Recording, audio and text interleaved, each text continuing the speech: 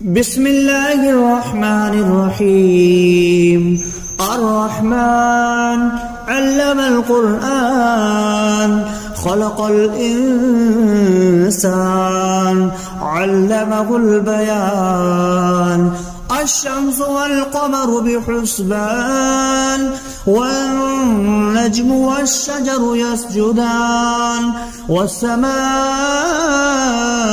رفعها ووضع الميزان ألا تطغوا في الميزان وأقيموا الوزن بالقسط ولا تخسروا الميزان والأرض وضعها للأنام فيها فاكهة والنخل ذات الأكمام والحب ذو العصف والريحان. فبأي آلاء ربكما تكذبان؟ خلق الإنسان من صلصال كالفخار وخلق الجان من مارج من نار. فبأي آلاء ربكما تكذبان؟ رب المشرقين ورب المغربين. فبأي آلاء ربكما تكذبان؟ مرج البحرين يلتقيان بينهما برزخ لا يبغيان. فبأي آلاء ربكما تكذبان؟ يخرج منهما اللؤلؤ والمرجان. فبأي آلاء ربكما تكذبان؟ وله الجوار المنشآت في البحر كالأعلام. فبأي آلاء ربكما تكذبان؟ كل من عليها فان ويبقى وجه ربك ذو الجلال والإكرام. فبأي آلاء ربكما تكذبان؟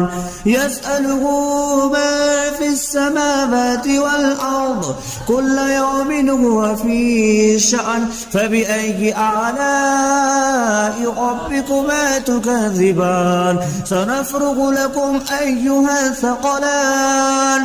فبأي آلاء ربكما تكذبان؟ يا معشر الجن والإنس إن استطعتم أن تنفذوا من أقطار السماوات والأرض فانفذوا لا تنفذون إلا بسلطان. فبأي آلاء ربكما تكذبان؟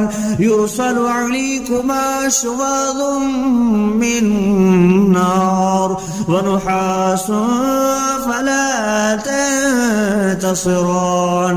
فبأي آلاء ربكما تكذبان؟ فإذا انشقت السماء فكانت وردة كالدهان. فبأي آلاء ربكما تكذبان؟ فيومئذ لا يسأل عن ذنبه إنس ولا جان.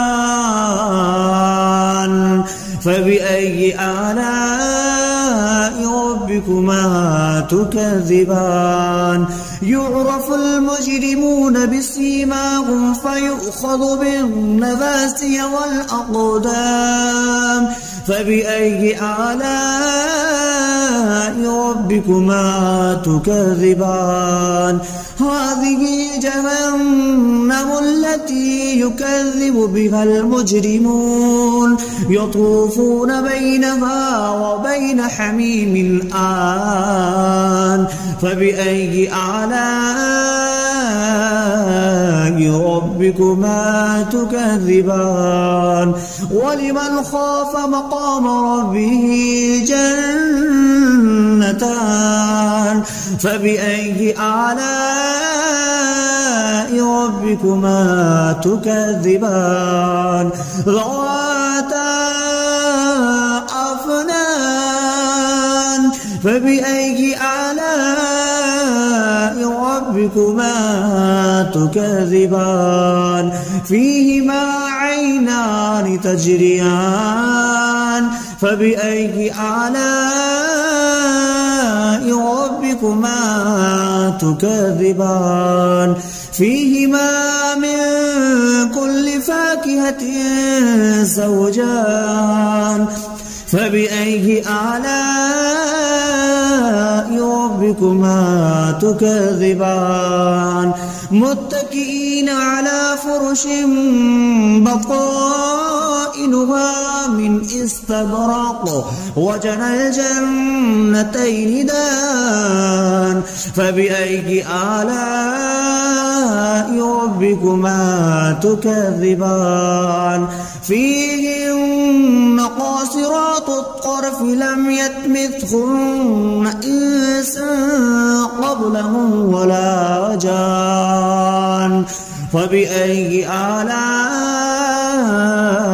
ربكما تكذبان كأنهن الياقوت والمرجان فبأي آلاء ربكما تكذبان هل جزاء الإحسان إلا الإحسان فبأي آلاء ربكما تكذبان ومن دونهما جنتان فبأي آلاء ربكما تكذبان مدهامتان فبأي آلاء ربكما تكذبان فيهما عينان نضختان فبأي آلاء ربكما تكذبان فيهما فاكهة ونخل والرمان فبأي آلاء ربكما تكذبان فيهن خيرات حسان فبأي آلاء ربكما تكذبان حور مقصورات في الخيام فبأي آلاء ربكما تكذبان لم يطمثهن إنس قبلهم ولا جان فبأي آلاء ربكما تكذبان متكئين على رفرف خضر وعبقري حسان فبأي آلاء ربكما تكذبان تبارك اسم ربك ذي الجلال والإكرام.